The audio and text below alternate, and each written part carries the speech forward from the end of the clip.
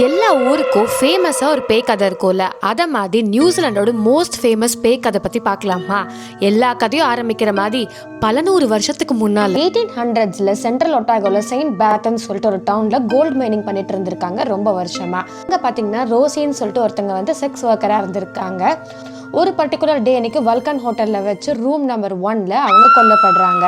அன்னிலேருந்து பார்த்தீங்கன்னா இன்னைக்கு வரைக்கும் அந்த ஹோட்டலில் அவங்க வர மென் எல்லாரையும் ஹாண்ட் பண்ணுறாங்க அப்படின்னு சொல்லிட்டு ஒரு ஸ்டோரி ரொம்பவே பரவலாக இருக்குங்க நியூசிலாண்டில். ரூம் நம்பர் 1ல் தங்கினவங்களோட எக்ஸ்பீரியன்ஸ் கேட்குறப்ப எப்பவுமே இருக்கிற பெட் வந்து கொஞ்சம் ஹெவியாக இருக்கிற மாதிரி ஃபீலிங் இருக்கும். அதே மாதிரி கதவு தானாக திறந்து தானாக மூடுற மாதிரி சவுண்ட்ஸ்லாம் இருக்குங்கிற மாதிரி சொல்லியிருக்காங்க.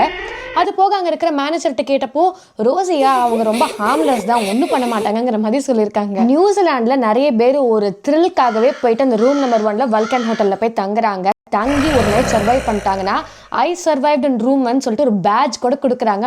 இன்னைக்கு டேட்டுக்கு பார்த்தீங்கன்னா அந்த மைனிங் பண்ணிட்டு இருந்த இடம் எல்லாமே ஒரு ப்ளூ லகூன் மாதிரி இருக்கு. நிறைய பேர் அங்கே போயிட்டு ஸ்விம்லாம் பண்ணுவாங்களாங்க. நீங்க ஒரு த்ரில்காக போயிட்டு வல்கன் ஹோட்டலில் ரூம் நம்பர் 1ல் தங்க சொன்னா தங்குவீங்களா அப்படின்னு சொல்லிட்டு கமெண்ட் செக்ஷன்ல சொல்லுங்க. பாய்.